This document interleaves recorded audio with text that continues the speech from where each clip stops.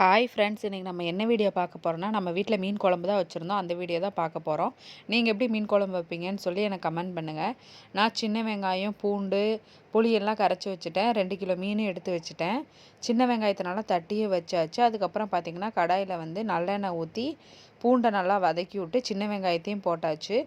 அதுக்கப்புறம் பார்த்திங்கன்னா அந்த கேப்லேயே நான் வந்து மீன் பொரிக்கிறதுக்காண்டி எல்லாமே ரெடி பண்ணி வச்சுட்டேன். நான் இஞ்சி பூண்டு பேஸ்ட்டு, மிளகாய்த்தூள், அதுக்கப்புறம் ஜேபி மீன் மசாலா, அப்புறம் ஒரு லெமன், அதுக்கப்புறம் பார்த்திங்கன்னா கார்ன்ஃப்ளவர் மாவு தான் போட்டு இது பண்ணுவேன். இன்றைக்கி கொஞ்சம் தண்ணி அதிகமாகிருச்சு, அதனால் கொலன்னு ஆயிடுச்சு.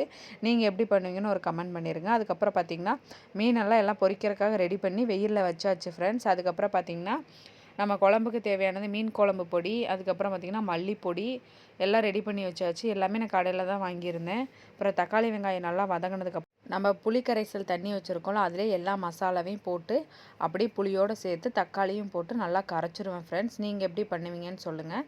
அதுக்கப்புறம் பார்த்திங்கன்னா நம்ம வந்து வெங்காயம் தக்காளி நல்லா வதங்கிருச்சு. அதை அப்படியே வந்து இந்த கரைச்சலை வந்து அப்படியே அதில் போட்டுருவோம்.